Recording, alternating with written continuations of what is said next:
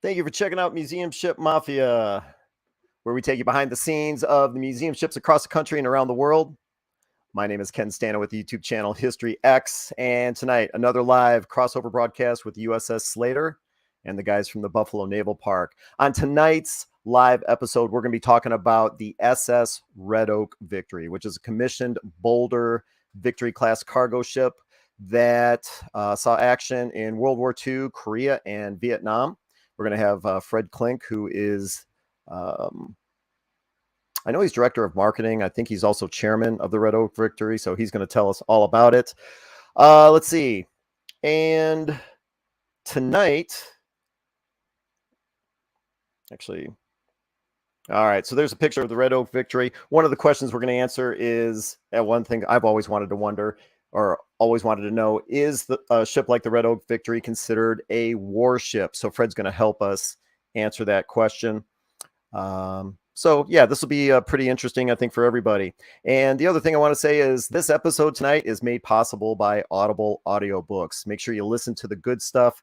Check out the link to Audible below in the description of this broadcast. We'll talk a little bit more about that later. Let's see. So tonight, we're going to start with John Epp. Add him to the stream. There we go. John, how you doing this evening? Hey, Ken, good. How are you? Doing all right. Let's see. John Epp, curator at the USS Slater in Albany, New York. You can check out their YouTube channel. Simply search for the USS Slater. Recently, they've exceeded 2,100 subscribers. They've got great content on their YouTube channel. You can also visit their website, ussslater.org. And let's see, we've also got the guys from the Buffalo Naval Park, Shane Stevenson, curator, Stephen Tedesco, educational director, Buffalo and Erie County Naval and Military Park.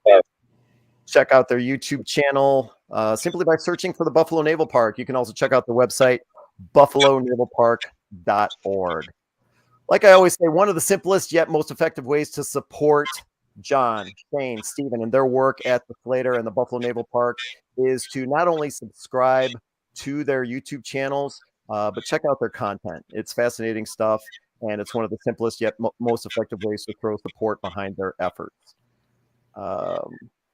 Also want to mention, can't do this without subscribers and viewers. So please, tonight, if you have any questions about the Red Oak Victory, submit your comments, submit your questions, and we'll try and get them answered for you. In the meantime, let us know where you're from. Where are you watching us? Are you watching us on the Slater's YouTube channel, the Buffalo Naval Park, or maybe on my channel, History X? Throw that in the comments. We've already got a ton of people that have already logged on, so great to have you with us. John, at the Slater, what's the latest with you guys post holidays? Let's see. We are continuing our winter maintenance and restoration.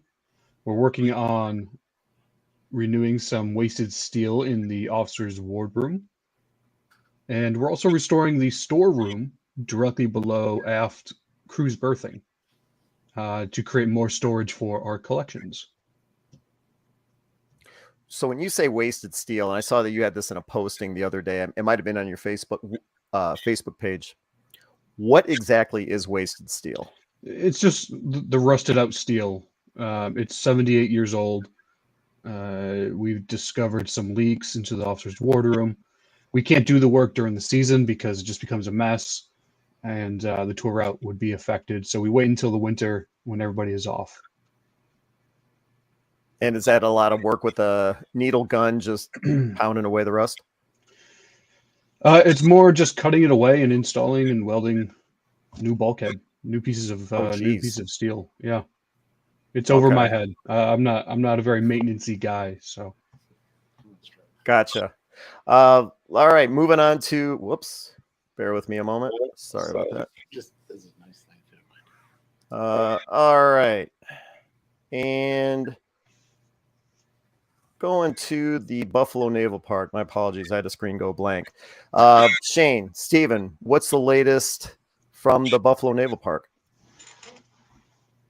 Yeah. Okay. So, hi everyone. Welcome. We survived this cyclone thing that we had a few weeks ago during the Christmas weekend, And unfortunately, there were a lot of driving bans. So the ships were alone for about 4 days, 4.5 days or so. I came down just to walk around to see. I didn't go on board, but when we did have staff on board, we found that there is water intrusion in the forward engine room and through the transverse bulkhead that leads to the aft fire room. It was about 30 inches in both spaces. So we're pumping that out and we're testing it. We do have Joe Lombardi and Ocean Technical Services here. And we also have Bidco here. So we have about 9 pairs of eyes that are walking around the Sullivans daily, taking measurements, checking the clinometer, and checking other spaces, certainly the freshwater tanks, the feeding tanks, to see if there's been any other intrusion. But so there has been about 30 inches in those 2 spaces, and but they are pumping and monitoring, turning the pumps on and off and seeing if it fills back up. And because there's been some discrepancies with the things. So that's what's going on with the ships. Again, on YouTube, we've been doing those updates. Stephen?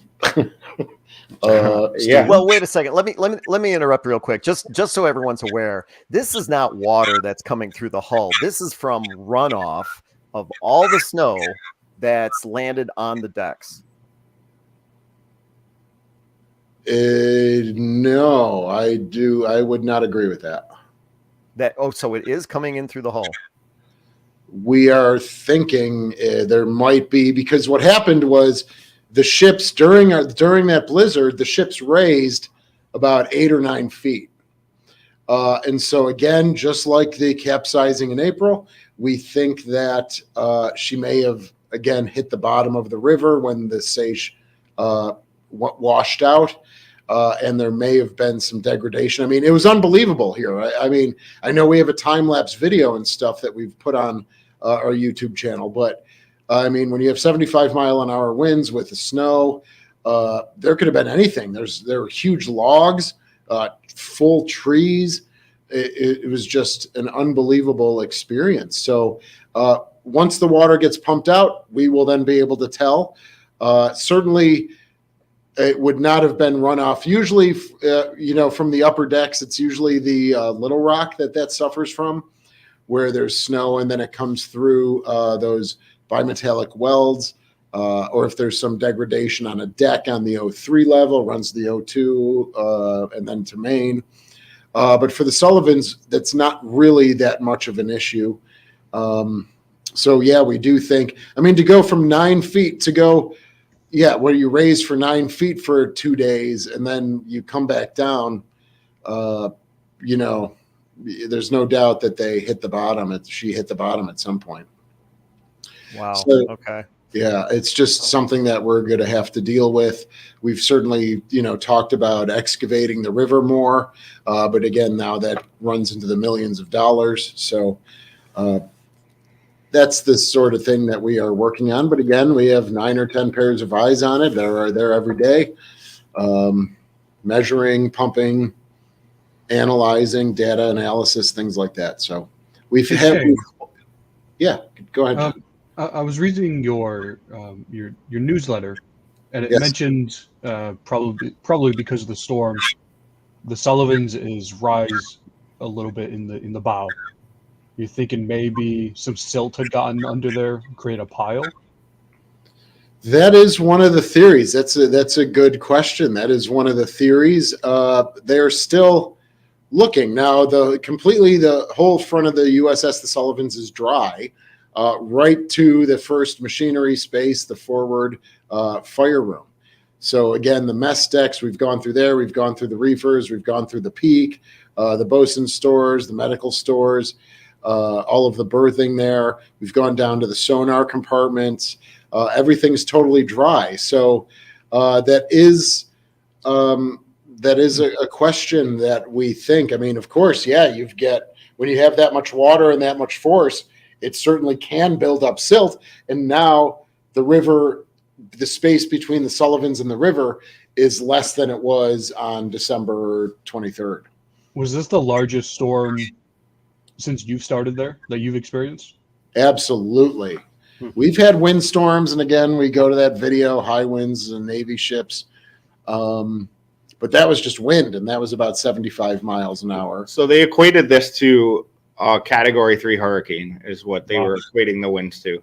So Really? unlike a hurricane, you know, when you have a blizzard and a hurricane mixed together, the snow doesn't just go away. So the snow, I mean, I had 4 feet in my house. I think you said about 4 feet. Yeah. And then with the wind and the drifts and everything, I mean, there were areas that were 6 feet, which is not necessarily uncommon, like in the southern tier, but not in the city of Buffalo. And it was just kind of a disaster. Like Shane said, the driving ban was started on Friday, and I think it was lifted on Tuesday afternoon or Wednesday. Thursday. So it was almost a full week that we had a driving ban in the city. I mean, you would like to think a city like Buffalo is prepared for that, but we were just caught off guard. I mean, I think it's like 42 deaths related to the blizzard. So where I grew up, we had hurricanes, and I mean, I've never seen a storm like this. I can honestly say that this is probably the worst storm I've ever lived through. No kidding. I mean, I knew it was bad. I didn't know it was that bad.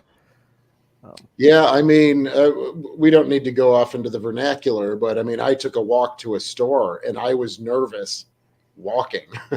You know, a lot of the deaths that Stephen had mentioned were people that just collapsed or they got lost because the whiteout was so great, you didn't know where you were.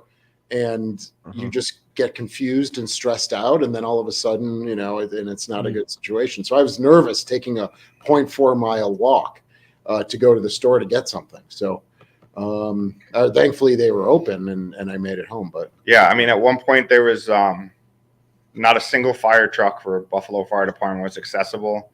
I mean, you had pictures of snow plows, like, you know, government snow plows in ditches. Like, it was just, I've never seen anything like it. It's kind of insane.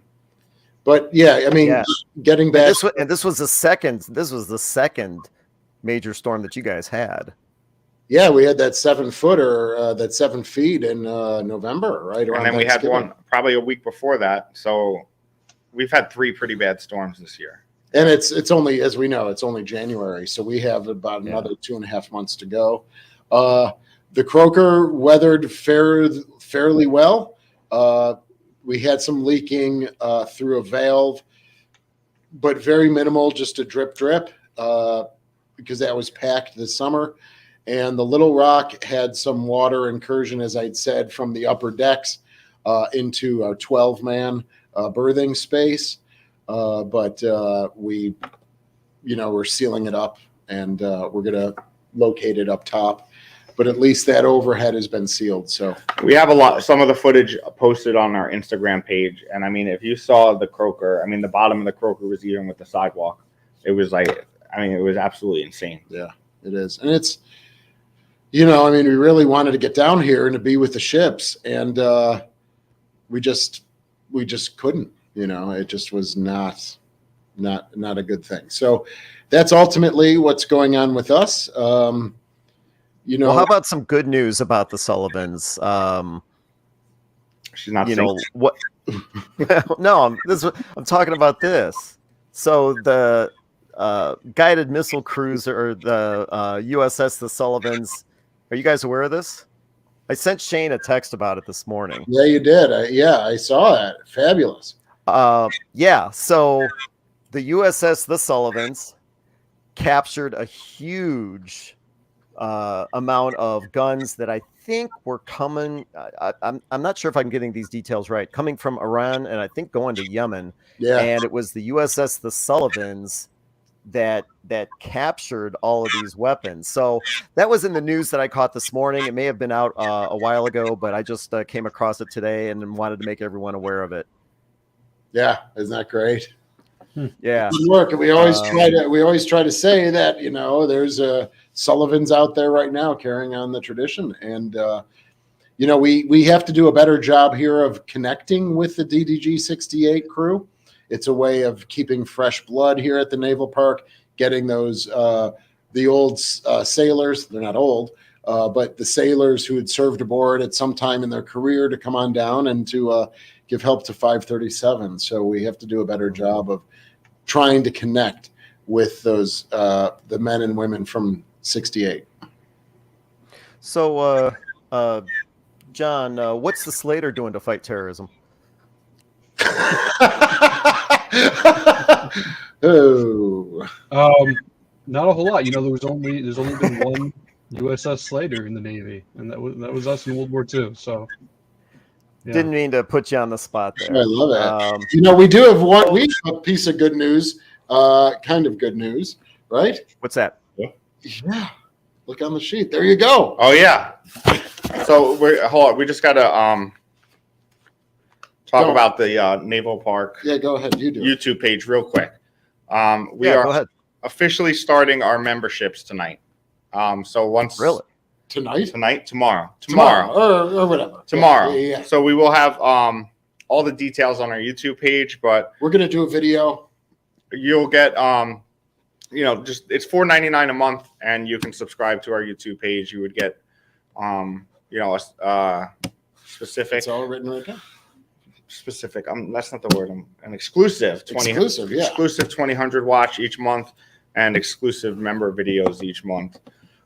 Just another way we're trying to pull in some revenue here, and hopefully you all sign up. Yeah. So for our membership program, a lot of places do it. There's Patreon. I don't even know if I want to say the names or even if I'm getting it right. But we're going to go right through the YouTube for members. It is, as Stephen mentioned, $4.99 a month, and you'll get one extra exclusive live 2000 watch and 2 member exclusive videos a month. So we're probably going to film. I think this is a fantastic idea. I'm a huge fan of museum ships, museums, preservation societies try and expand their footprint, generate additional revenue through social media, and I'm glad to see you guys do this. I think more museum ships should be doing exactly what you guys are taking on. So when does this go live again? So we got approved yesterday, and so it's technically ready to go. We just haven't hit the enter button yet. Yeah. But I would say tomorrow. Yeah, we're going to try and film a video tomorrow if that is good with you. Kind of giving the introduction. We'll upload it, and then we'll make that member page available for people. I don't remember offhand, but I think there are goals that you might have to reach before you can do a membership. I don't know. Ken, do you know anything about it? Yeah. In order to actually start doing members, and I actually experimented with this a little bit. I felt it was too soon for History X to do it, but I want to say that you had to reach it might have been 500 subscribers. I don't think it was a lot. Oh, okay. All right. Yeah, maybe it's 1,000, but and a lot of people have heard me say it before. I really do think museum ships have to change their game plan. In my opinion, and we're going to have Fred Klink coming on from the Red Oak Victory. He might have an opinion about this as well. But in my opinion, it can't only be about feet through the door. It's got to be about eyes on whatever the museum is about, and those eyes through social media, that generates revenue. It generates advertising dollars. So why not have a members section where people can get additional access for what you guys have going on, whether it's behind the scenes, additional information, whatever, and use it to generate additional revenue. I say way to go, and I'm looking forward to seeing what you guys have going on. Thanks. And we're excited. We're excited to connect. We've got those little things all ready to go, the little things that would go next to someone's badges. Thanks, Stephen. I knew what he was talking about. We don't need those badges. Yeah, Shane, we'll just leave it. You guys got some good videos coming up, and we'll look forward to checking them out. Yeah, great. Thank you. That's it for Are us. you going to be doing 28 and 28 again? Oh boy. You know what? That's coming up. Yeah, I don't. Yeah, it is. I don't. There's so much work to do in the collections, everybody. There's so much work going on already. We're doing the You scored like the shorts. do 28 shorts in 28 days. Yeah, I don't know about We can shorts. talk We'll about have it to. because I wanted to start making some like educational videos on stuff like that. So if we tag team it, I mean, it's something we might be able to. Stay tuned, John. Yeah, the British Bulldogs will tag team it. Well, before we get Fred Klink on here from the Red Oak Victory, anything else that either John you wanted to add from the Slater or you guys from the Buffalo Naval Park? Nope. No, I think that's Okay. that's kind of the update. Then the one thing I want to say, and I kind of touched on this in the beginning, is that we actually have a sponsor for Museum Ship Mafia, Audible audiobooks, and check out the link below. Like we talked about a little bit ago, it's all about experimenting. It's all about finding new ways of revenue to support these museum ships, and having Audible as a sponsor, I think, is pretty valuable. So check out the link to Audible below in the description of this broadcast. Have you guys ever downloaded an Audible audiobook? I subscribe to it. I do. You do? Yeah, I don't know how to read, so I I do have a subscription to Audible, and it takes me 40 minutes to get to work. So it's nice to not listen to the same 7 songs over and over again. So the one book we talk about a lot on Museum Ship Mafia, Last Stand of the Tin Can Sailors. I know a lot of viewers out there have talked about reading this book, but if you have not read the book and you've been thinking about doing it for quite a long time, check out Audible. They've got Last Stand of the Tin Can Sailors by James Hornfisher on there. Get a subscription. The first audio book I ever listened to on Audible was actually Black Sheep, Baba Black Sheep by Pappy Boyington. And it's a book I'd wanted to read for a long time. It's a long book, but on Audible, it's a fantastic. Corsair. I was going to say read, but I guess actually listen is the right way to put it.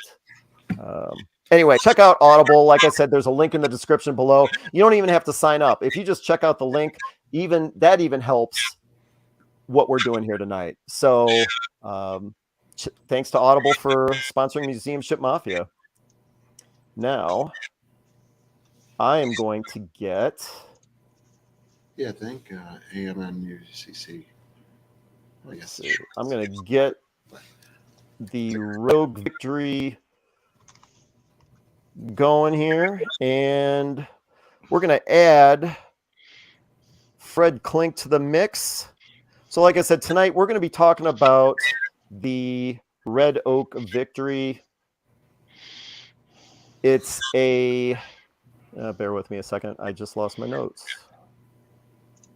So the Red Oak Victory is a Victory class cargo ship that first saw action during World War II and is on display in California.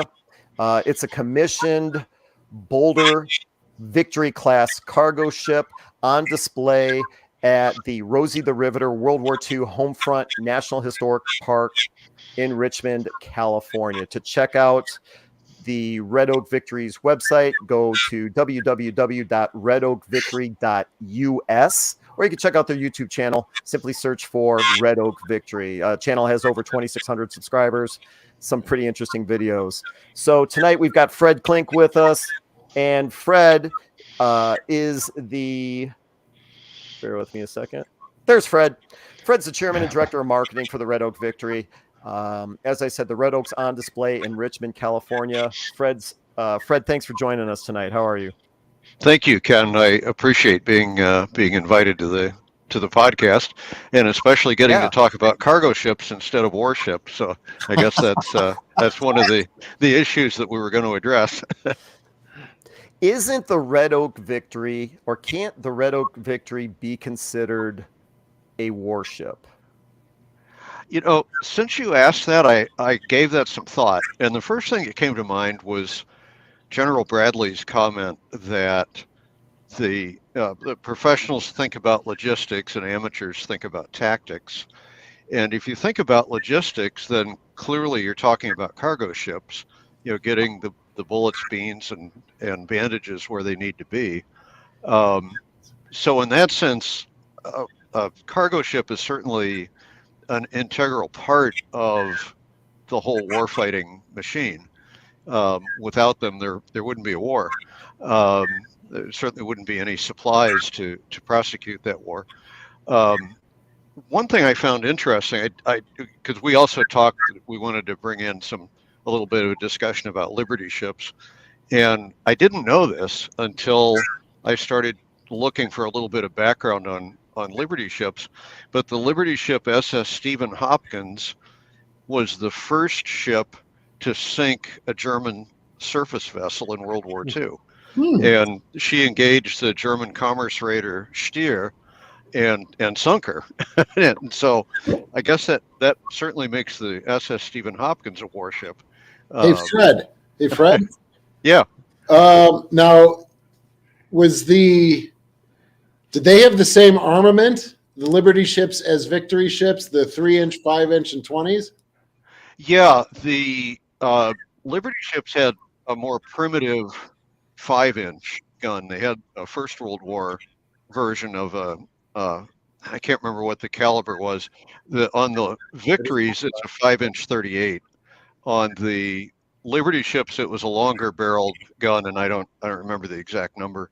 But essentially, yeah, there was a 3-inch on the bow, which you can see in the picture there, a 5-inch on the stern, and then 8 20-millimeter, essentially anti-aircraft guns. Some of the Victory ships, like the attack transports, were a little bit more heavily armed. There were, among the Victory ships that were built, there were 117 Haskell class attack transports, and they carried a bit heavier armament, especially the addition of twin 40-millimeter mounts. Well, let's get into the history about how the Victory ships and the Liberty ships came about. You gave, or I should say, you sent along a whole bunch of photos, and they, they were pretty fascinating. But I think a lot of people out there watching may not know the history, so I wanted you to get into it a little bit. Sure. So the picture there is Henry J. Kaiser, and as we were talking about earlier, he was a remarkable fellow. I think the most remarkable thing about him is he just never took no for an answer.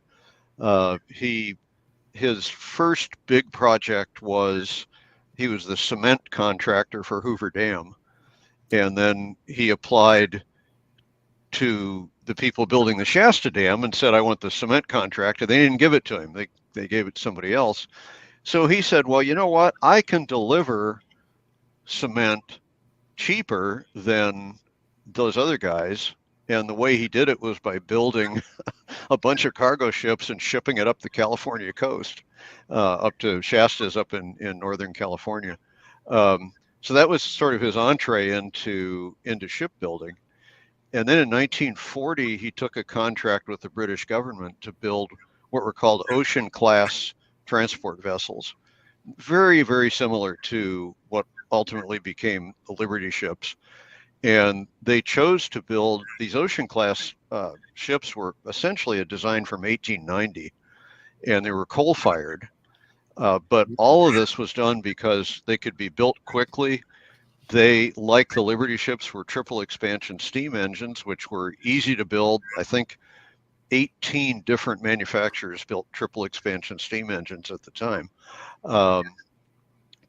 Steam turbines were the state of the art, but they were reserved for the warships that were being built. So the ocean class ships, and then ultimately the Liberty ships, which overlapped a little bit in terms of the years that they were being built, were this more primitive, older technology, but reliable, easy to maintain.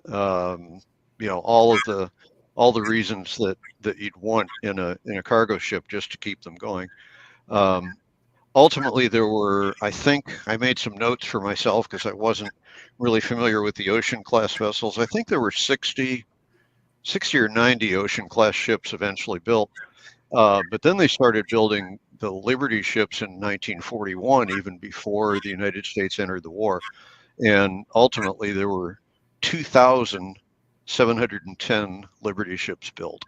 Remarkable And number. were the Liberty ships and the Victory ships, were they all built in, well, I guess I already know the answer. They were not all built at the same shipyard, but Oh the no, Kaiser, yeah, the Kaiser shipyard, which I think is this picture that you sent. correct. They Yeah. a lot of them came from this location. They did. The Richmond Kaiser Shipyard is the one that we're looking at here. And if you look at the, this is a picture, this overview of yard number 3, and there are 5 dry docks where ships are being constructed. The 5th one, the one furthest to the right, is where we are presently located. So this, there's still a lot of this shipyard is still there. All 5 dry docks are still there. They're not dry docks any longer. They took the doors off the end and they're piers, but they're part of the active Port of Richmond at this point. Yeah, ultimately there were Victory ships didn't begin construction until 1944. So most of the effort in cargo ships was the Liberty class ships, and the Liberty ships were built in 18 different shipyards around the United States. The Victory ships were built in a half a dozen different shipyards, and only one of those was on the East Coast.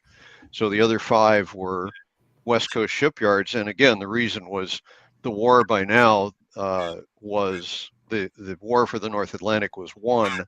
The real issue was the Pacific War and supporting the end of the war in the Pacific. This is another terrific painting. The painting is actually bigger than what's shown right here.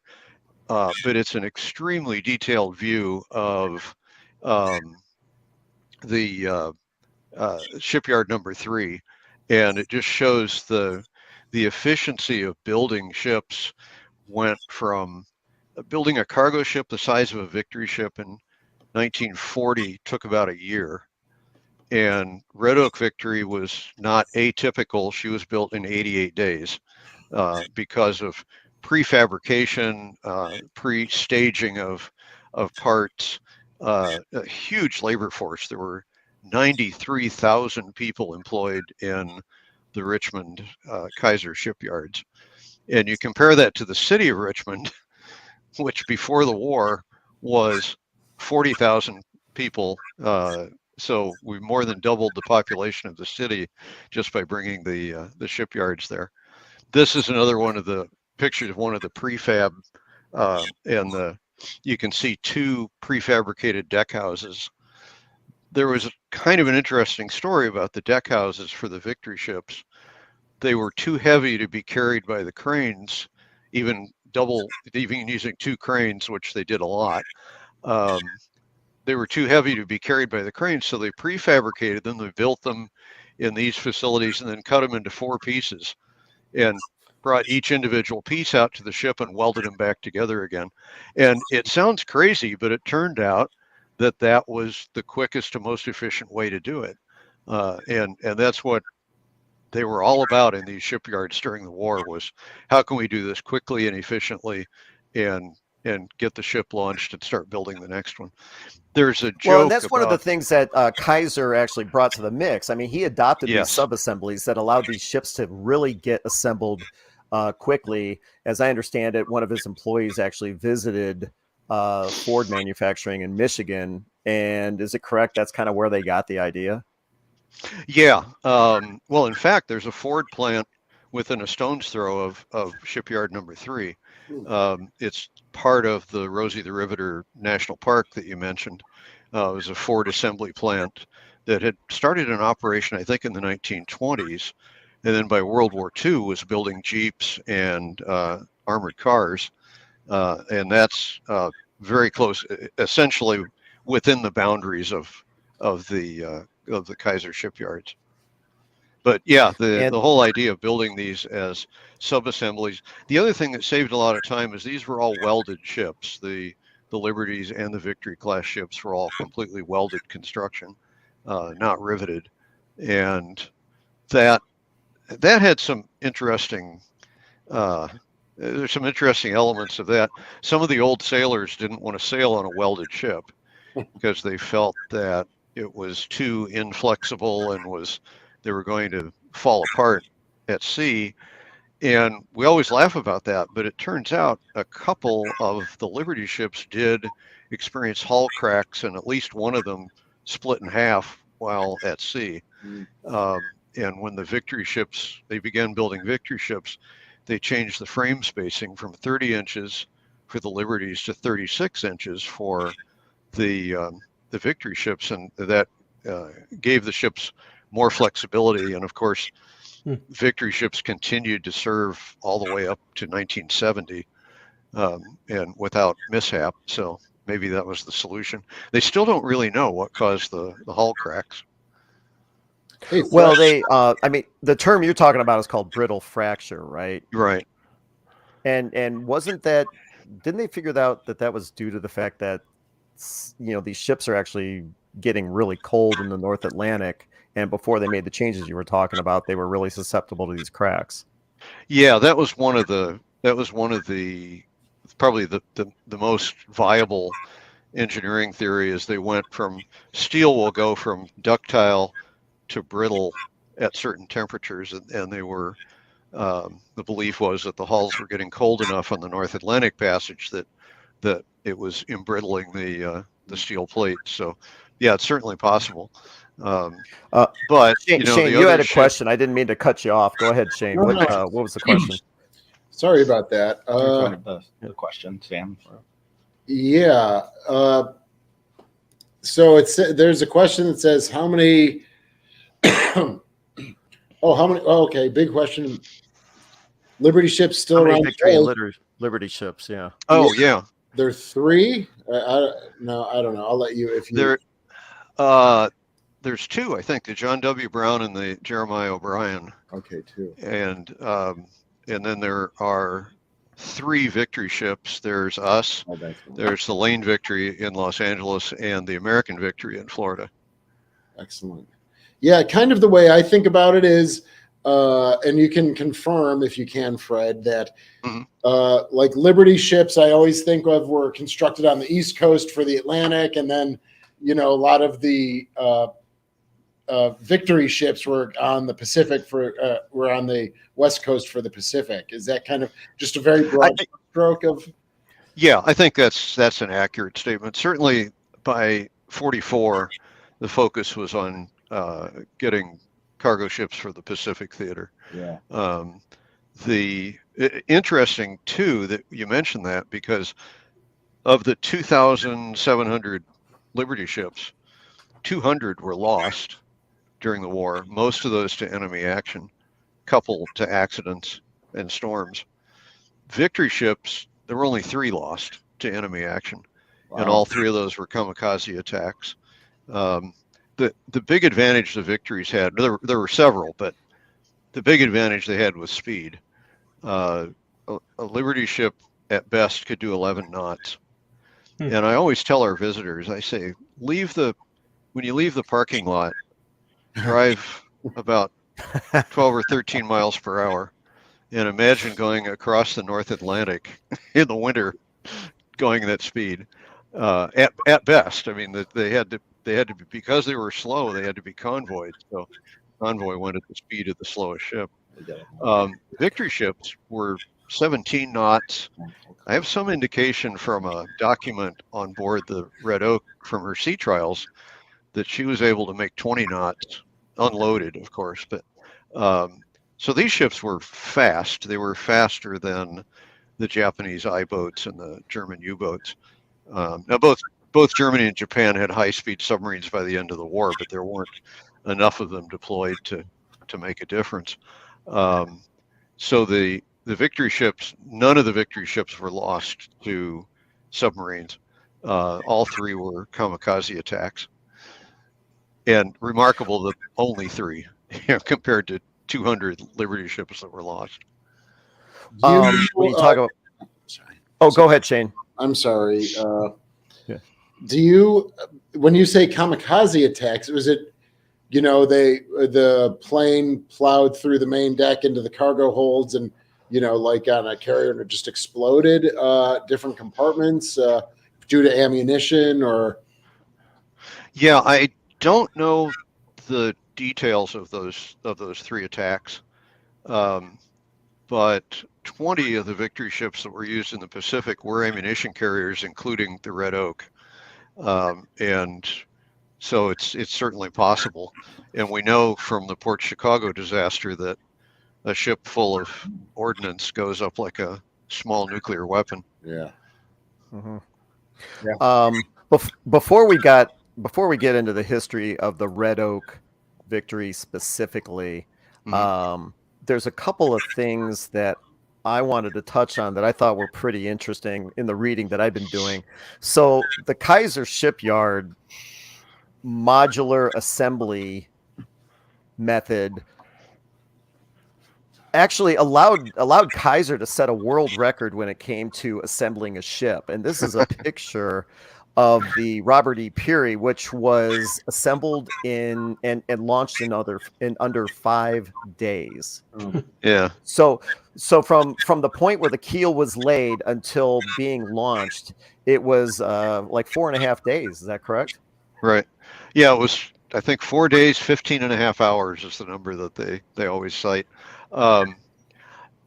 It's interesting to see that they could build the ship that quickly, but it was really a publicity stunt. And really? Okay. It wasn't a typical. Yeah, they did a lot of things to more pre-staging of the assembly components and that sort of thing. The typical Liberty ship was built in. I'd written that down here. Let me see if I could find it. I think it was about 30 days, which is still remarkably fast. Yeah, but when you look at that, 40 days. Sorry. When you look at launching that ship in 4 or 5 days, I would have to assume, okay, like you said, publicity stunt. Yeah. It could also be, part of an effort to demoralize the enemy. I mean, if they look at the U.S. or the Allies being able to crank out a cargo ship in under a week, the enemy had to wonder. It's like, how are we going to be able to compete against this? Right. Yeah, and that's really the point of, I think, the key point of the history of World War II is this incredible industrial capacity that the United States had, and the incredible innovativeness of people like Kaiser that could just crank these ships out in no time. I mean, even cranking one out every 40 days, and it wasn't one every 40 days because they're building in parallel. I think the first Liberties that were launched, they launched 14 ships in one day. The Victory ships took a little longer to build. They were about 90 days average. But still, it's not something the enemy could compete with in any way. So yeah, that was definitely a key part of the story. Well, I think Henry Kaiser is definitely a pretty amazing guy. Like you mentioned before, he was one of the lead contractors on the Hoover Dam. But there's a couple of other details about this guy that I think people watching tonight need to know. And one of which is, and Shane, John, Stephen, tell me if you're aware of this, Kaiser also came up with the idea for the H-4 Hercules. Do you guys know what the H-4 Hercules is? I didn't know he did that. No, I didn't know. So that. John knows what it is. Sounds like a helicopter to me, but I don't know. It's the flying boat. Yeah. Yep. It's the Spruce Goose. Oh, Yeah. So everyone thinks of the Spruce Goose as Howard Hughes, but Kaiser's actually the one that came up with the idea. I thought Leonardo DiCaprio did. He came along later. And okay. and another interesting thing about Kaiser that I think, you could say, okay, he was a fantastic industrialist, came up with great ideas to mass produce ships. But even before the U.S. got into the war, Kaiser also, he got involved with war relief for refugees. And I'm talking about refugees that resulted from Hitler's conquest in Europe before the U.S. even got into World War II. And he was involved in gathering clothing for the refugees. So he wasn't just into, making a buck. He wasn't just into, doing incredible projects like the Hoover Dam and the Kaiser Shipyard. He was a pretty serious humanitarian too. Yep. Two things I'd like to mention about Kaiser that I find interesting. One is, in terms of industrial relations, he essentially invented employer-provided health care. And today, I've actually been a member of Kaiser Permanente Health Group for about 30 years. And that was created at the Richmond Kaiser shipyards. He hired a Army doctor who who'd served in the First World War. And he said, I want you to set up a emergency healthcare system for the shipyard workers. And this Army doctor came in and said, well, basically you need medics with the frontline combat troops, you need an evacuation system, and you need field hospitals. And that's the system that he put in place, essentially. We have a lot of visitors who work for the current Kaiser Healthcare who come and visit the ship. And from our bridge, you can see the little clinic building. It's still there. It's used for something else now, but the little clinic building that was the beginning of the Kaiser Permanente healthcare. But he did other things. He had daycare, $1 a day, for any worker at the shipyard. He had also come up with a housing office because, as you can imagine, 93,000 people flooding into a city that had capacity for 40,000. Housing was a big problem. And they had housing assistance for employees. And they built their own transit system. So there was a shipyard railway that went to all parts of the Bay Area. And they actually bought a bunch of outdated 1890s elevated cars from New York City and created a railway just for the workers at the shipyard. All of that in the name of efficiency, making sure people can get to work, making sure they're not worried about housing, kids, healthcare, and it was pretty remarkable. The other thing about him, you guys may be aware, certainly from a historic ship standpoint, this is important. He invented the concept of the escort carrier. And he went to DC, he went to the Department of the Navy and said, hey, I've got this great idea for the small, lightweight, not very fast escort carrier that could be used to transport vehicles, could also be used as a combat ship. And the Navy basically threw him out and said, well, we're not interested. That sounds like a stupid idea. I don't know if they said that, but they essentially told him to get lost. And the reason people cite for that is the Navy said, well, he's not one of us. Yeah. And so, we're not going to, we didn't see no reason to follow his ideas. Well, they didn't know Henry too well. So Henry troops over to the White House, visits President Roosevelt, says, hey, I've got this great idea for an escort carrier. And Roosevelt, of course, was a former Secretary of the Navy. And he said, I think it's a terrific idea. He calls the Navy up and he says, hey, this guy Henry Kaiser's here in the Oval Office and he has an idea for an escort carrier and you're going to build them, right? And they said, yes, sir. It turned out to be one of the most successful combat ship types in World War II.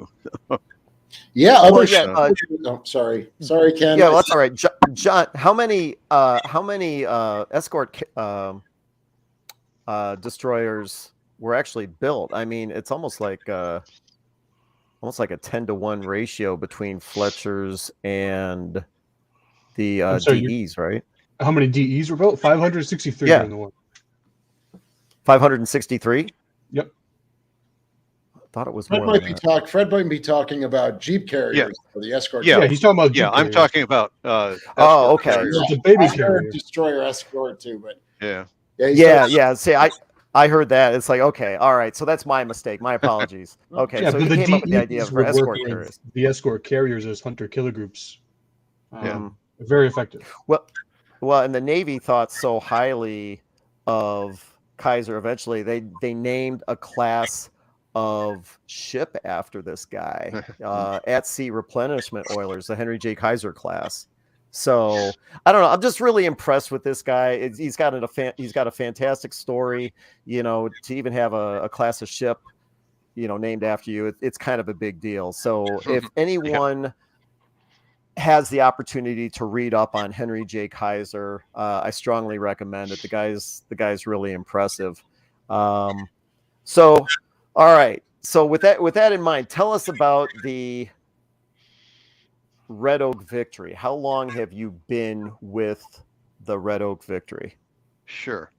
I first came to the ship in 2016, and I was invited by the then director. So we had a little World War II Navy reenactment group, and he said, "Hey, we're doing something for Veterans Day, or for yeah, blanking on which holiday it was. Maybe it was July 4th, but in any case, we said, sure, we'd be glad to come. We went on the ship and said, what do you want us to do? He goes, I don't care, whatever, you got the run of the ship. So we took over one of the guns and we took over the bridge, and we had a great time, met some fantastic people, and then I decided to volunteer as a deckhand, essentially. My first day, it was hammering down rain, and we were putting cargo nets under the gangways to act as safety nets in case somebody fell off the gangway. And if you've handled a cargo net, they're kind of heavy. A wet cargo net weighs 3 times as much, so it was a lot of work. But I had filled out the form that we have everybody fill out who comes on board as a volunteer, and I put my resume in there. And I'm a marketing guy. My career spanned about 40 years of large business, working for a Fortune 500 company, and then my own business. But essentially taking care of the marketing aspect in both of those. And so the then ship's director comes to me. He goes, "Why are you in the deck department? I want you as a marketing director." So that's how that happened. And it's been a lot of fun. We do a lot of events. Our biggest problem is name recognition, because we're kind of in a museum ship rich area in the Bay Area. So our big marketing problem is just visibility. And I like to think, we're winning that fight, but we have a long ways to go. So that's my story. Hey, go ahead. I know Shane had a couple of questions. No, go ahead, that's Shane. all right. I mean, sorry. Thank you, Ken. Is there? Do you guys? And when we were in San Francisco, the Hornet is there. You guys are there. Sub is there. Yeah. Magneto. Do you guys have Brian. I'm sorry. Jeremiah O'Brien. Is that there too? Yeah, O'Brien is. Yeah, she's right. Okay. Magneto. So is there like a consortium that you guys have established just for like that particular region where you guys work together and host various events together, or has there been a talk about that? Yeah, excellent question. Good straight man, Shane. I like that.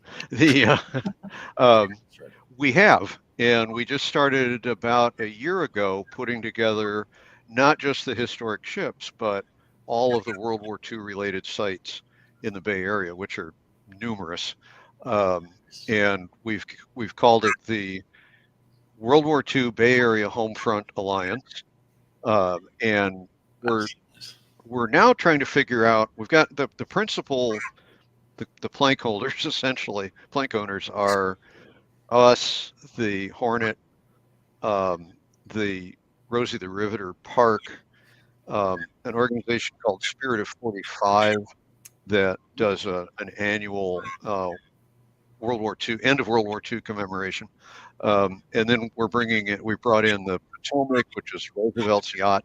also based in the Bay Area, and the USS Lucid, which is not a World War II ship, but an interesting ship. She was a wooden-hulled minesweeper, and she's up in Stockton, so still close to the Bay Area.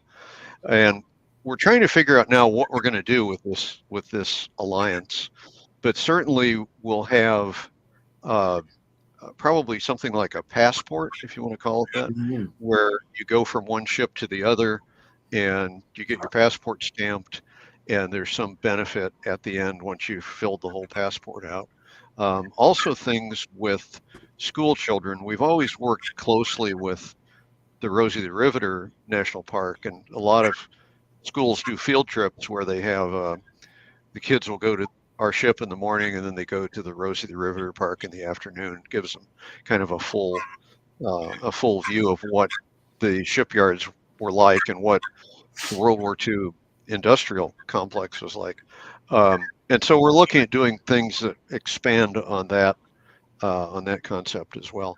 But yeah, the short answer, yes, definitely doing something like that, because the history that's been preserved in the Bay Area from the Second World War is really it's probably we've thought about other areas of the country, and I think we probably have the greatest concentration of preserved significant World War II sites in the country. So when we were in San Francisco, we went to, well, we couldn't really get to it because it was like under construction, but Pier 70, where USS the Sullivans was built.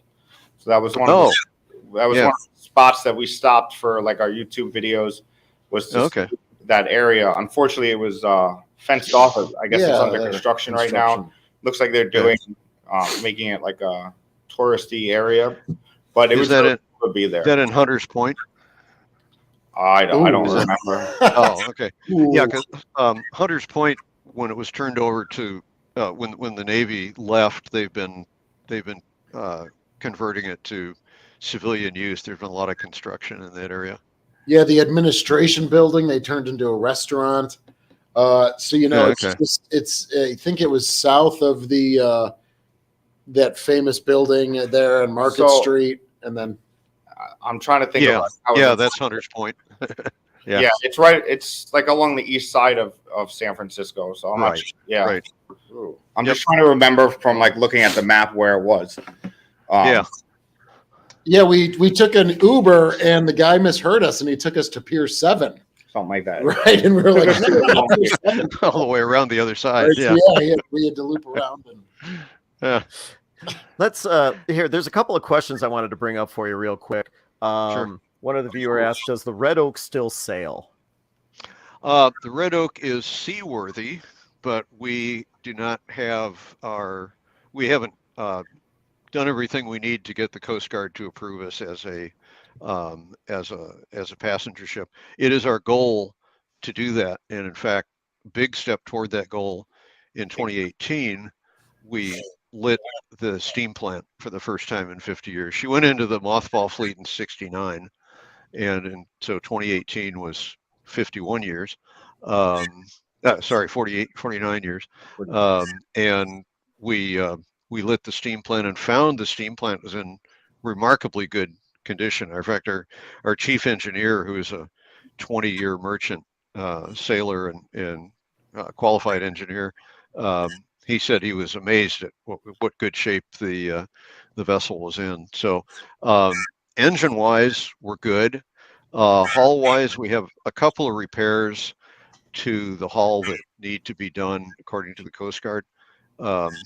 They're basically some bashed-in plates that got bashed in World War II by the USS New York when we were tied up alongside her and transferring ammunition, but now they have to be fixed. So that's one of the things. That's about $150,000 job. The big thing we'll need to do is go into dry dock. It's been 11 years since we've been in dry dock, and that's, as you know, a very expensive proposition. For us, it'll be about 1.2 million probably in dry dock. Have you guys ever had any major leaks on board? No, actually, the ship's in good shape. We haven't found any major leaks. In fact, the leaks are from above. So when we have rains like this, we end up finding a lot of water trickling in, and as you guys know, with the construction of a ship, it comes in one part of the weather deck, and then it drips somewhere completely remote from that.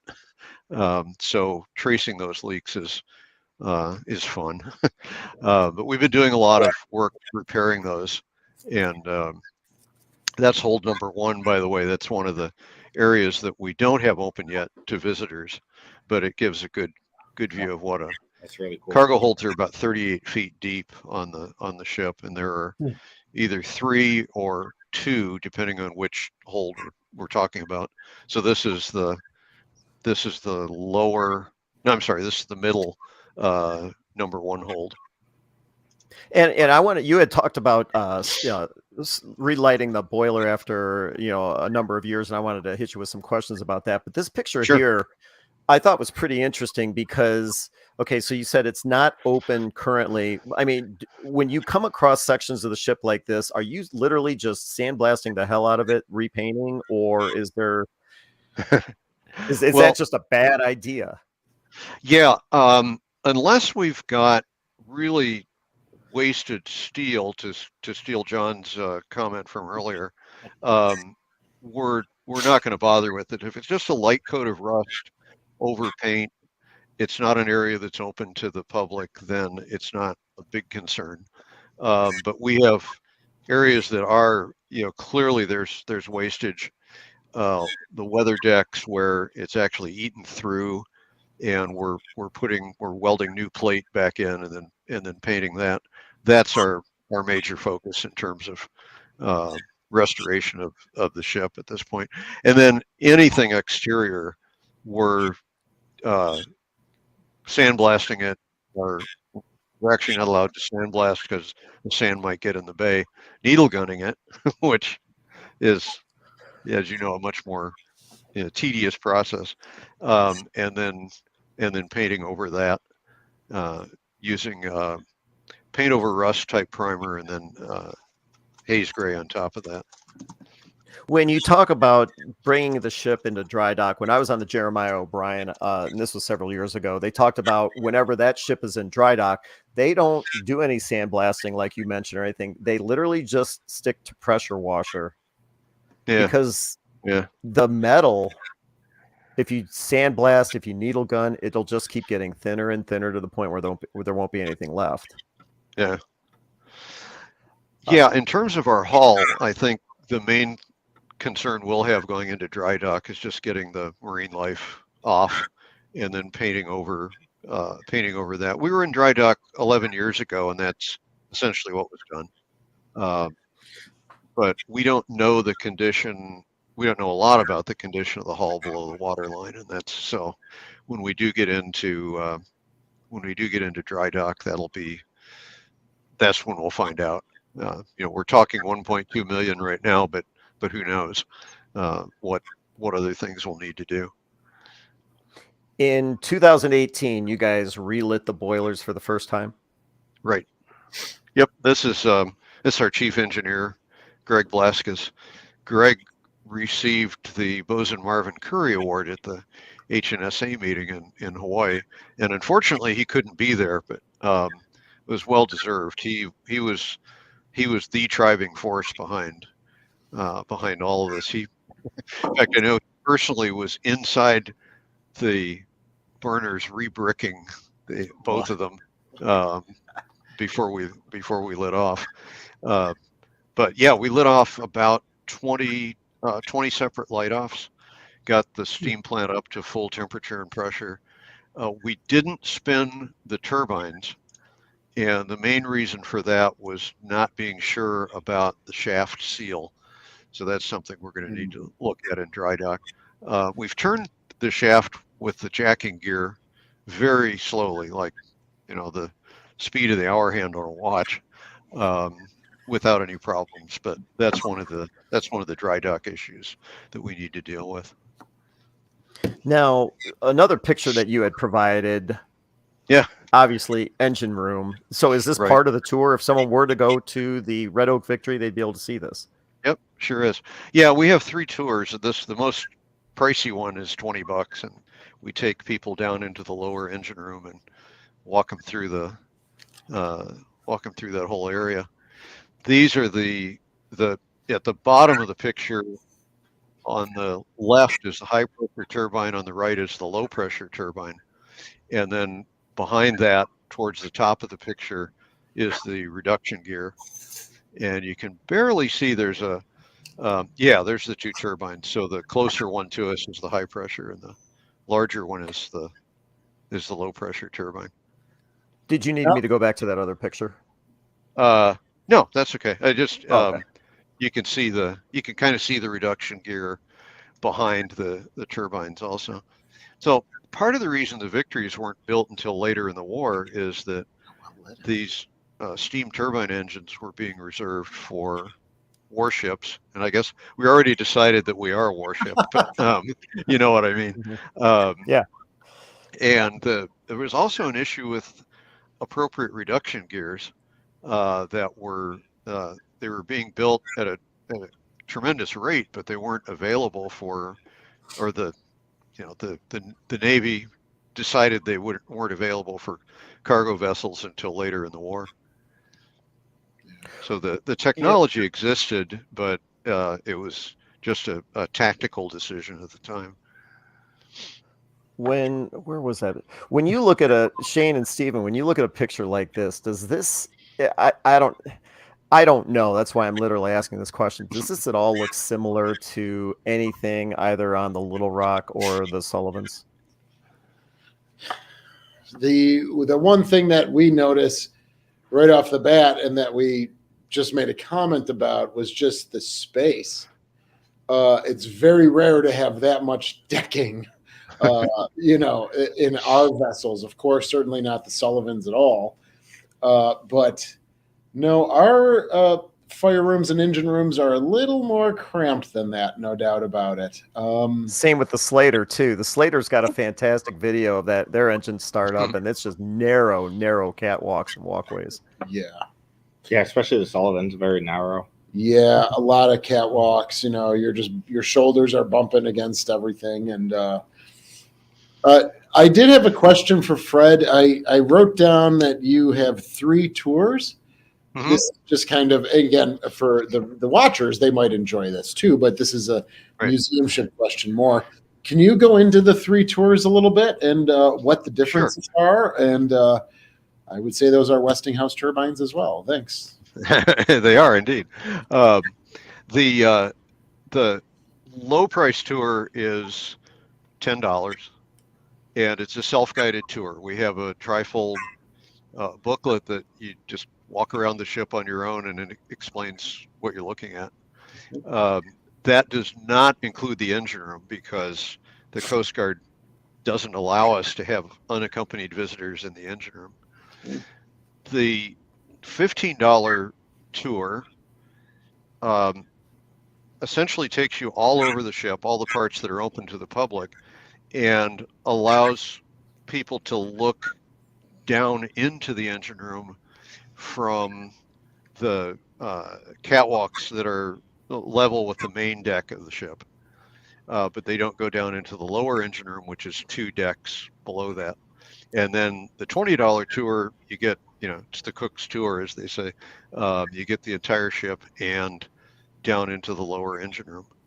Now, for this, say for the 15 and the 20, are those guided then? The $15 and the $20? Yep. Yeah, we have docents who lead those tours.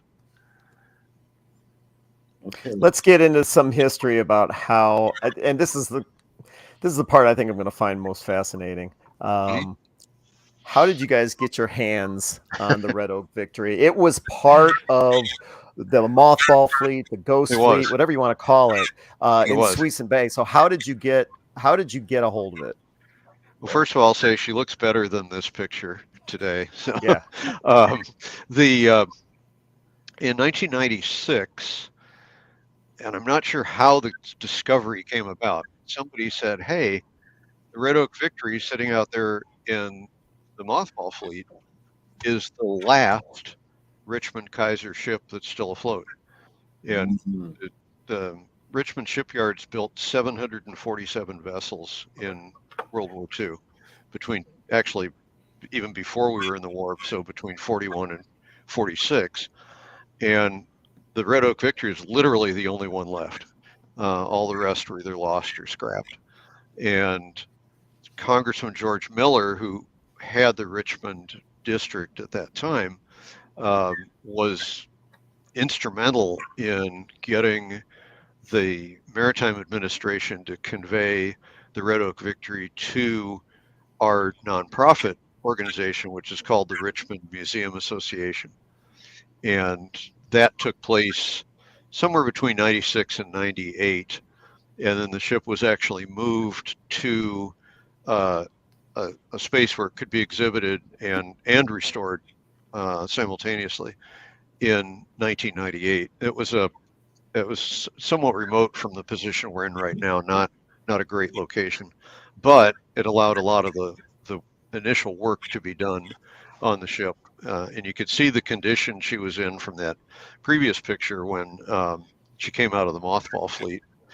Even though the mothball fleet is a little ways up the river, so it's in brackish, not saltwater, the ships were still in pretty awful condition. So there's a lot of just cosmetic work, if nothing else, to do to get the ship back in better condition. I should have taken a picture of the ship from this exact same viewpoint today, because she looks a lot better. In fact, we just replaced that name board finally after all these years. But it was a lot of work and a huge commitment on the part of the volunteers to go through and scrape and repaint and so on. Well, but even before that, what was it like to pull a ship like this out of what are we calling it? The ghost fleet, the mothball fleet? Yeah. It couldn't have been easy. The Navy calls it the Ready Reserve Fleet. Actually, I wasn't around at the time, but the whole point of the Ready Reserve Fleet was that the ships in that collection could be brought back into service in somewhere between 30 and 90 days. So they had to be able to get them out of there pretty quickly, get them to a shipyard, and get the work commenced. So I don't think that I haven't heard any stories from the old guys that it was really a big deal. We moved the ship when we lit the boilers in 2018. We moved her to Cal Maritime Academy because that was the better location for us to do the work. And the Cal Maritime's ship, their schooling ship, was gone for the summer. But that was not it was expensive, but it was not a big deal to move the ship that distance. Basically 3 tugboats and a towboat at either end, and it was a pretty smooth passage. So yeah, I haven't heard that was a big issue. I think the bigger issue was just the amount of work that went into doing the restoration. Right. And it's the restoration's constantly ongoing. It never stops.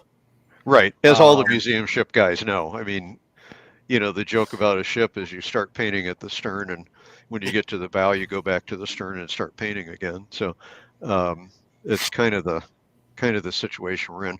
Although what we're doing is addressing the critical areas, and that's that's an ongoing process. I came across a couple of pictures. One of the things that I thought was interesting when I first came across Shane at the Buffalo Naval Park, he talked about how years ago, maybe even decades ago, these ships, operations would trade guns for other equipment, between different ships. And I came across a picture of this thing. Dumbo. Well, it looks exactly like the 5-inch gun that you might find on the Sullivans. And it is. It's a 5-inch World War II 5-inch 38. Yeah, we we got a call one day. That picture. The previous picture was at Treasure Island. We got a call one day from the Treasure Island Redevelopment Authority, and they said, "We've got this gun, and we need to get rid of it. We're going to scrap it. Do you guys want it?" And yeah, it was like they didn't even get the last syllable of "Do you want it" out before we were saying yes. The gun is essentially correct for the Red Oak, except it's a turret mount. Ours is an open mount, and so we've converted to. We're in the process actually of completing the conversion to an open mount. But yeah, and I want to tell one story here too that was just incredible to me. There's a construction company in the Bay Area called Galati Maggiore, and they've done any huge project in the Bay Area, they've worked on it. And Gary Galati, who's president of the company, is a big World War II buff. He loves our ship and all the World War II stuff in the Bay Area. And so the Treasure Island Development Authority said you can have this 5-inch gun, all, what was it, 44,000 pounds of it. And we said, great. I mean, we'll come over with a pickup truck and get it. So we called up Gary and we said, hey, is there any way, can you help us out in terms of getting this thing moved to the ship? Because it's about a 40 mile drive from Treasure Island to where we're berthed. And Gary said, don't worry about it, I'll take care of it. He hired Bragg Crane Company, who brought their biggest, heaviest crane to pick it up with. That was the previous picture. He brought his flatbed trucks and then repeated the whole process over again to get the gun offloaded when they got to the ship. And I can't begin to estimate how much money that would have cost us if we had to pay for it, but he took care of it entirely. Is it known if that was on a ship and what ship it came from? I think I tried to trace the history of it. I think it was a training mount since probably the Second World War. I talked to one guy who, when we brought it to the ship, he's a volunteer on the ship. He goes, I trained on that gun when I was at in the early 60s at Treasure Island. So I think it's probably never been on a ship, as far as we could determine. So do you have, the original 5-inch, it might have been a 5-inch 25. You were talking about that a little earlier, like a prior version maybe of the 5-inch than the 38. That was an open pedestal, you said, right? That was just a pedestal gun. Right. Well, that was on the Liberty ships. The Victory ships had the 5-inch 38 open mount. Right. Forget it. Were they open or were they mounted or were they still pedestal though? They were on a pedestal, and there should be, I don't know if you pulled up any of the other pictures. I didn't include one in my set of the gun actually mounted on the ship. It goes into the stern gun tub on the ship. Okay. Did they? You did not have your 5-inch, right? You did not have your 5-inch. We didn't. No, we in fact had our spare propeller sitting in that gun tub.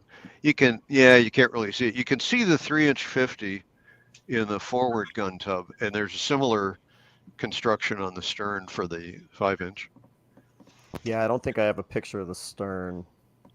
Yeah, I didn't include one either. I should have. That's all right. That's all right. Well, guys, I've been asking the bulk of the questions. John, Shane, Stephen, what questions did you have for Fred about the Red Oak Victory? Oh boy.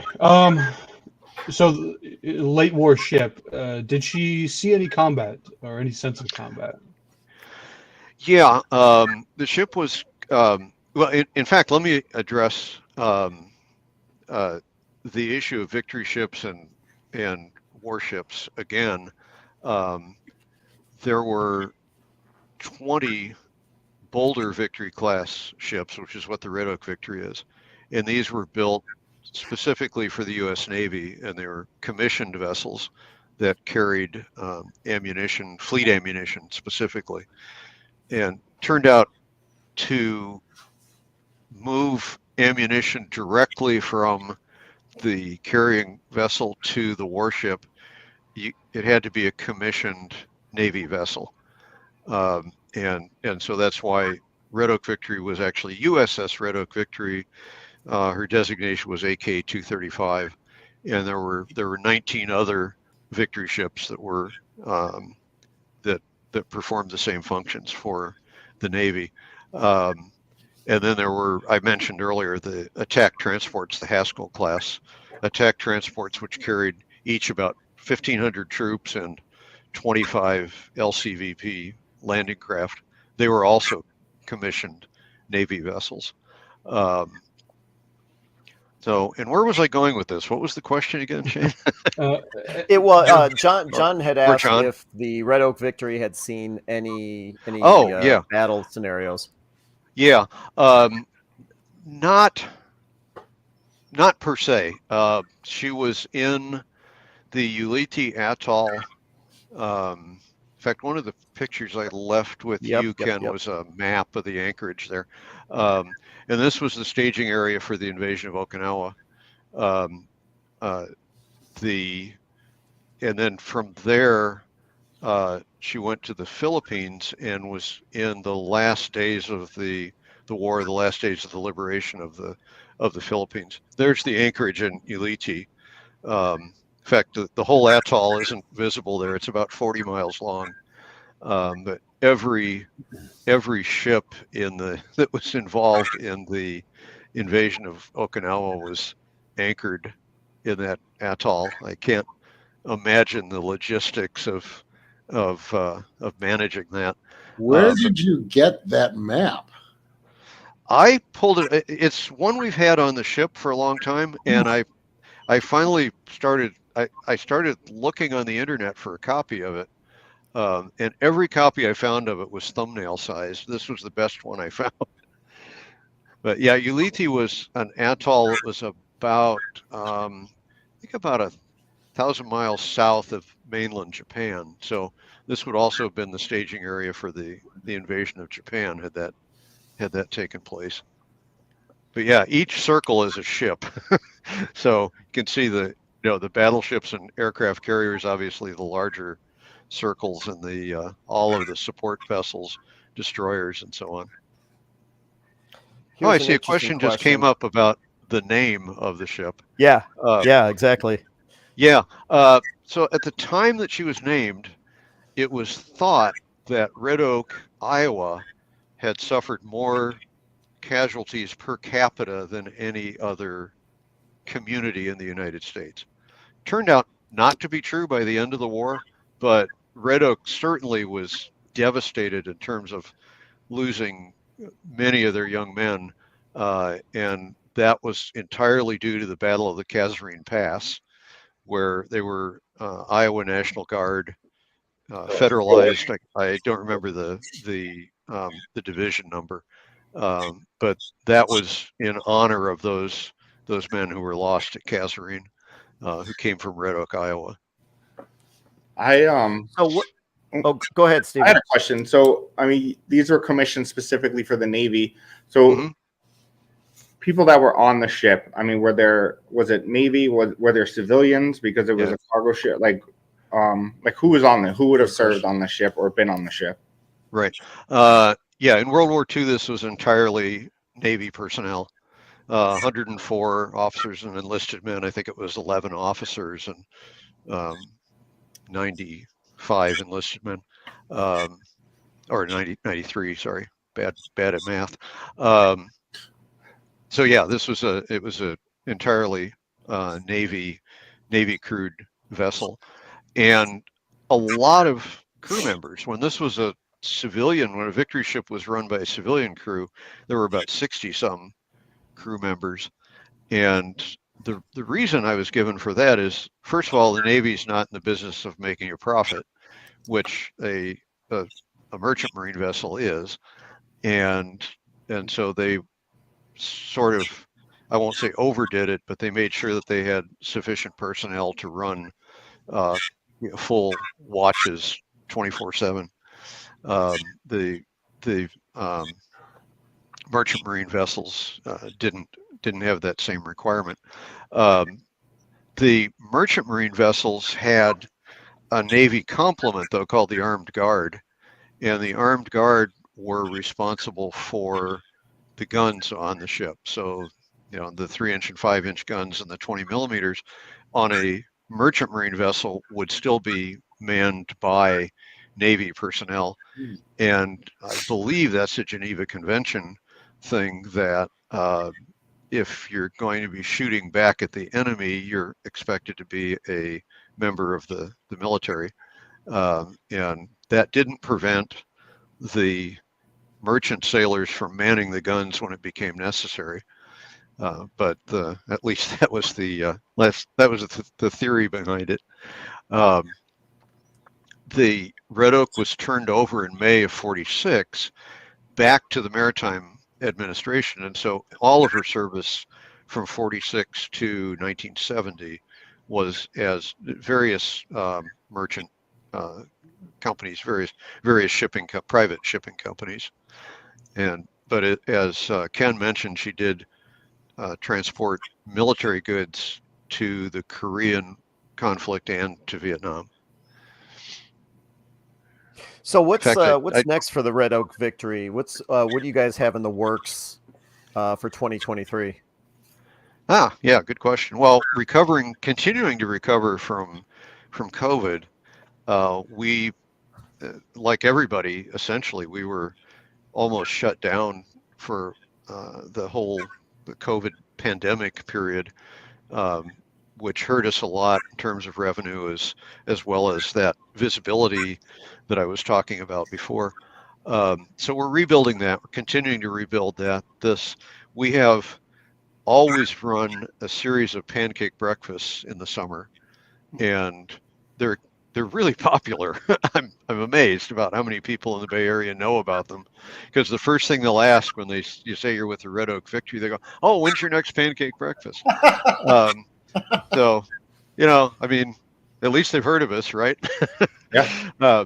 So we do 5 of those in a year, and then in previous years we did 3 or 4 other events, music-related events, swing dances with a World War II theme. And so we're going to bring those back this summer. Very cool. That's probably the biggest change. But continuing to work on getting the ship underway, and our goal is to have the ship underway and be taking passengers on San Francisco Bay. So we did a survey of the museum ships around the country, and you guys find this interesting. What we found was the ones who were the most financially viable were the ones that were underway, with the exception of, say, the aircraft carriers, the large warships like the battleships and so on. But for a ship our size, the almost necessary element of remaining viable was to be able to take passengers on cruises. So we're focused on going that way. I wasn't going to post this question because it just opens up a can of worms, really. But you mentioned talking about the viability of these museum ships and having them underway. I can think of the Jeremiah O'Brien. Right. Let's see. I think the LST 325 is that? It's in Louisville. And is that a ship? No, Evansville. Current. Yeah. Yep. Evansville, Indiana. Yeah. So Lego History Sam asks the question: why not a Fletcher class? Fletcher class ship? Why not a warship? Steven, Shane, you guys want to take this question? I mean, I could say for the Little Rock, I mean, she was gutted, but when we got her, so I mean, it would be impossible. There's nothing in there that could turn her on. Yeah, that's a great question that I don't think we've just accepted that none of our ships would be able to move. They've been cannibalized. They've been. I mean, out of the three, probably the Croaker might have a shot at it. Well, it'd be nice if we can get an engine rolling, and the electrical plant. Yeah. But I don't know. Is that a difference between a warship and a merchant ship, or an auxiliary? I don't know. Again, but it would. It is near impossible for us with the systems and the junctions that have been cut, the electrical systems. I mean, it's impossible. Probably. I mean, we can maybe work on a turbine but we don't even have our props on the Sullivans. So, well, and John, the Slater recently started an engine. That video went viral, but it wasn't one of the propulsion engines. It was literally just a power generator. And why don't you talk about how big of a deal that was? Well, so we that was not the first time we've ever turned that on. We use that quite often. It's the first time we really took video of it. But the Slater, technically, we could get underway if we ever decided to put the work in. So there's 4 diesel engines. They'd all have to be overhauled. Unofficial estimates are like $10 million, like 15 years ago, to do all the work. The DEs, the diesel DEs, the bottom of the fuel tank is the bottom of the hull. 5/8 inch of steel between the ocean and your fuel. So we wouldn't want to spring a leak. So you got just the sheer amount of work to restore the engines, potential leaks. Then you got to get the knowledge to do it. I think the only way we would ever be able to do this is if, one, somebody just bankrolled the entire thing for us, or two, we do some sort of auxiliary power where we don't even touch the propulsion plant. We still have the screws. They were never taken off because we came from a foreign navy, the Greeks. We don't have to adhere to any of that. We just have to be Coast Guard approved, more or less. Our motor whaleboat does work. We do take the motor whaleboat out.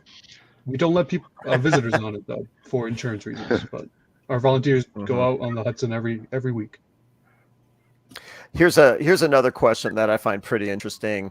I know the Buffalo Naval Park has, but have any of the ships been used as sets or film locations?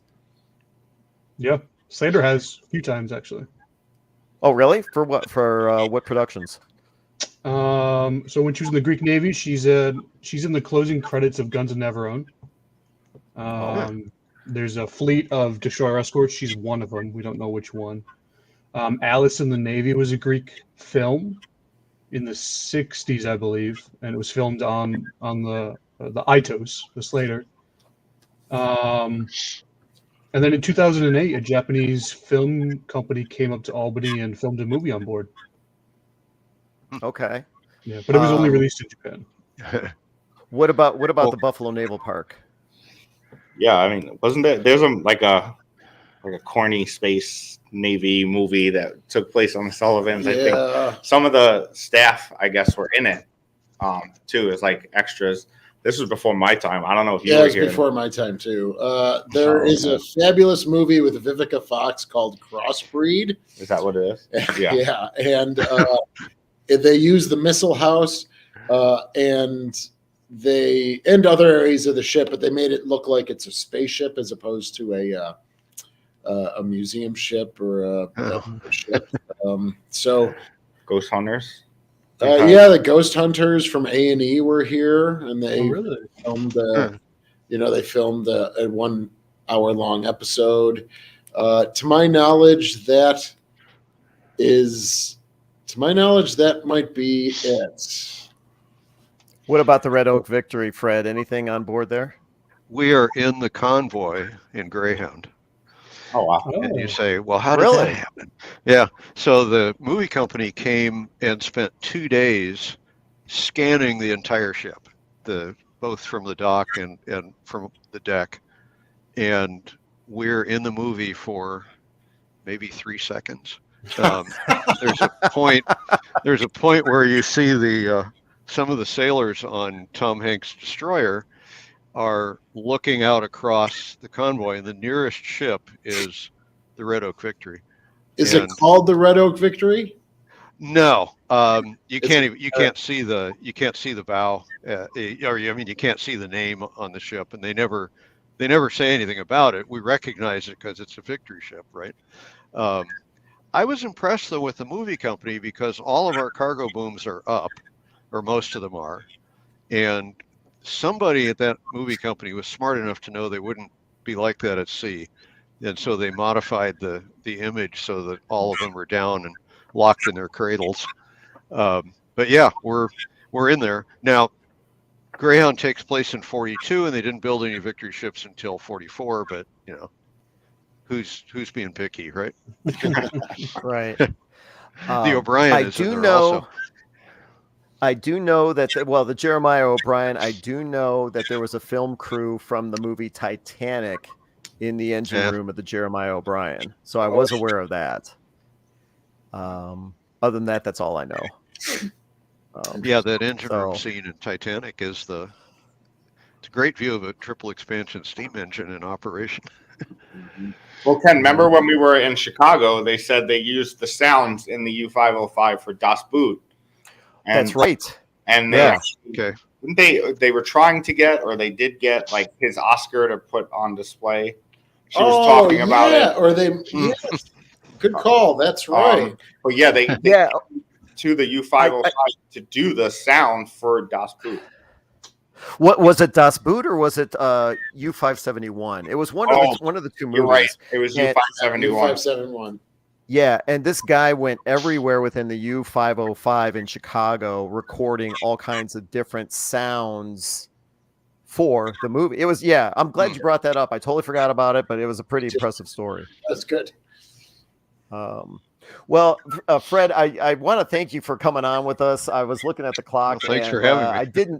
I didn't think we'd have you on for as long as we did, but obviously if we did, it was fascinating stuff. So I definitely appreciate you giving us the time. Well, thank you. Yeah. So it's dinner time now, right? Yeah. What's that?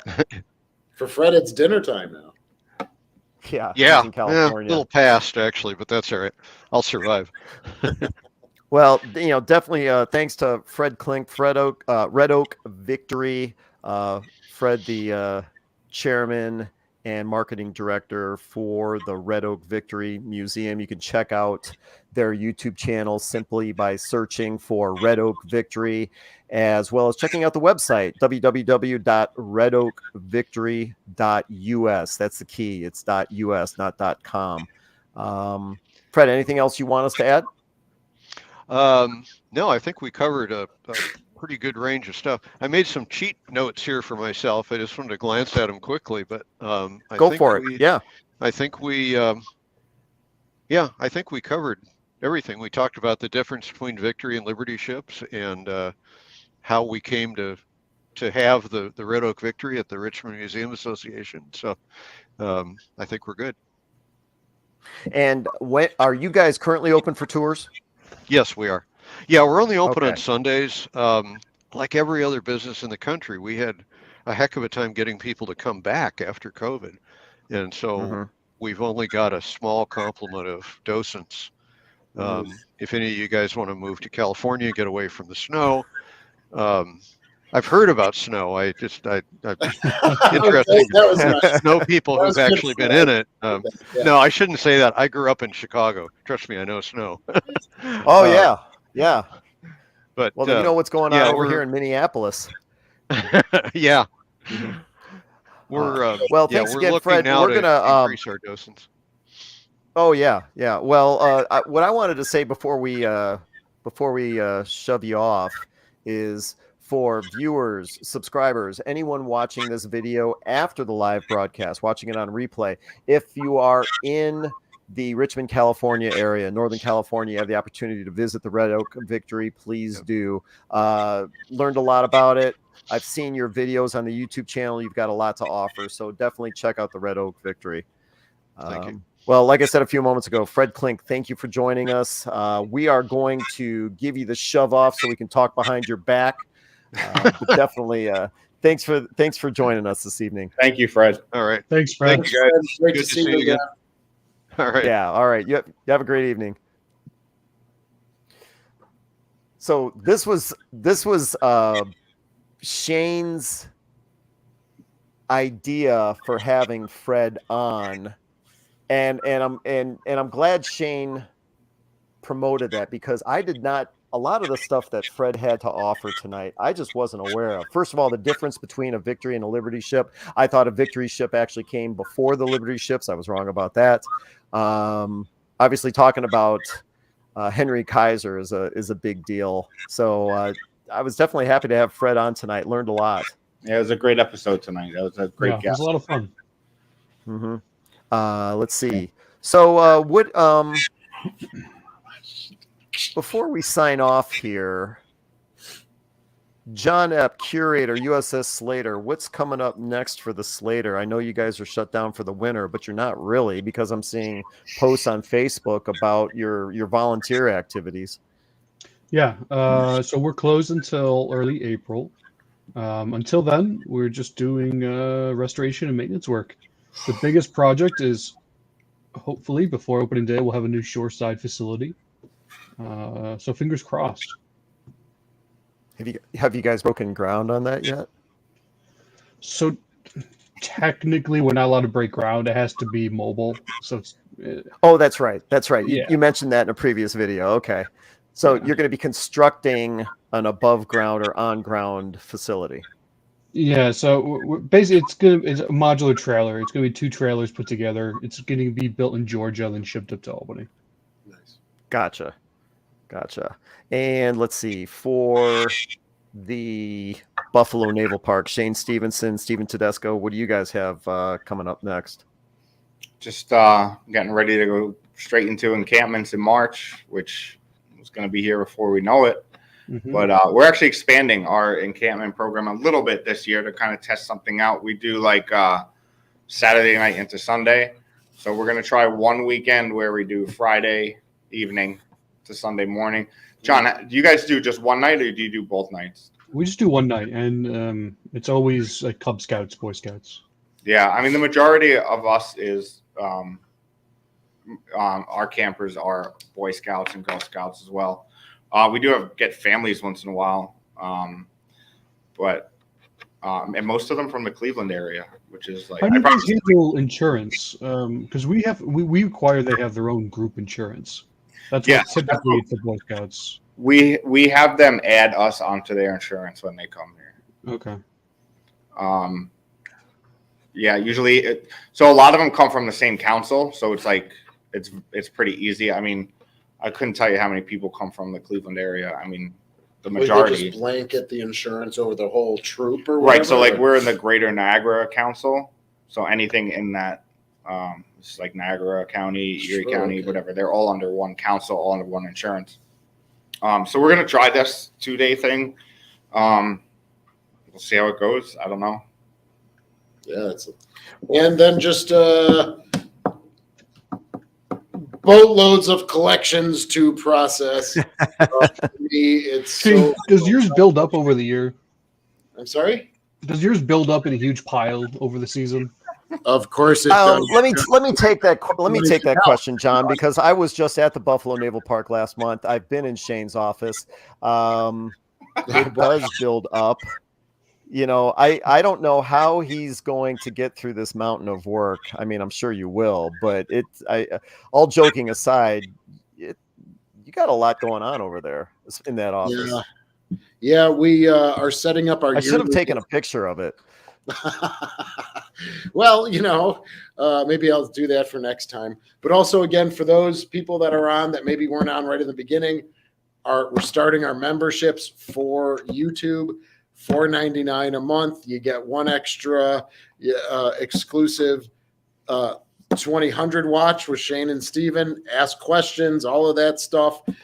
We can get into much more deeper conversations, and 2 member videos above and beyond just the subscribers a month. So 3 extra things a month you'll get for the $4.99. We will be releasing that tomorrow, or hopefully tomorrow. Friday at the latest. Friday at the latest. This week. So we'll do a short little video giving more of an introduction to it, and please become members if you choose to. Yeah, I'm glad you brought that up. For anyone interested, they're going to have exclusive content on the Buffalo Naval Park's YouTube channel. Simply search for Buffalo Naval Park and it'll come up. So it'll be the 2000 watch that we've all seen in the past. It'll be additional exclusive content. It'll be a members only portion of their YouTube channel. Click on it, join. It's just a great way to throw additional revenue and support to the Buffalo Naval Park. So I'm looking forward to seeing what you guys have going on. And once summer comes too, we'll be able to do a lot more, even live shows, and not necessarily at 8 o'clock, but just, like Shane's been going live randomly, and it picks up steam. It's amazing how many people I know they subscribe to the channel, so they probably get a notification, which is fantastic. I mean, we can't thank the viewers enough, but we've been starting to mess around with these like pop-up live shows. So yeah, sure. Very true. I don't normally take the opportunity to promote anything on Museum Ship Mafia. I want it to be about the Buffalo Naval Park and the USS Slater, but there is something that I've got coming up. A lot of people have probably noticed I haven't been posting much in the way of video content on History X because I've been working on this project. We're calling it the Grave Robbers. Hopefully it's going to be available and up next week, Wednesday. I'd love to have it go live Wednesday evening. Basically what this is it's a approximately a 45-minute video about the shipwrecks in the the Southwestern Pacific, Southeast Asia that are getting robbed. And these are ships like the HMS Repulse, the HMAS Perth, the Prince of Wales. These are all ships that went down during the Battle of Java Sea, and now they're getting raided and looted by operations that are just stripping them for their steel. So it's a documentary that I saw a while ago. I don't think too many people here in the States are aware of it. They need to be aware of it. And this is a video that I'm going to have. Sonny the Soccer Cat also mentions the HMS Exeter. These are grave sites that are getting dredged up and stripped for their steel. So this is a video that I'm working on. Hopefully I'll have it finished next week, called The Grave Robbers. So keep an eye out for that. Will there be an Audible version? Will there an Audible version? Yeah. Oh, no, I think, Ken, that's an awesome project. I look forward to seeing. Yeah, I'm excited to see it. I'm going to throw it to you guys ahead of time just to see if there's anything that needs to be edited out or added. So once it's done, you guys will get an advanced copy. But keep an eye out for that as well. Like I said, I don't usually promote stuff on History X here on Museum Ship Mafia, but I definitely wanted to throw that out there. So, okay, John Epp, curator, USS Slater. You can check out the Slater at their YouTube channel. Search for the USS Slater or www.ussslater.org. And for Shane Stevenson and Stephen Tedesco, the Buffalo and Erie County Naval and Military Park, check out their YouTube channel. Search for Buffalo Naval Park or their website, buffalonavalpark.org. And also, thanks to tonight's sponsor, Audible Audiobooks. Check out the link below in the description for this broadcast. Click on the link and see what you can find on Audible. Anything else you guys want to add? It's a shame we couldn't get to Ryan again. So, well, and our apologies. Ryan always makes himself available in the event we have time for him. Unfortunately, Ryan Szymanski of Battleship New Jersey. There's always next time. Let's see. For audio versions of this podcast, search for Museum Ship Mafia on your favorite podcast platform. My name is Ken Stano with the YouTube channel History X. And for John Epp at the USS Slater and Stephen Tedesco and Shane Stevenson at the Buffalo Naval Park, thanks everyone for joining us tonight. Everyone have a great evening. Yeah. Good night, everybody.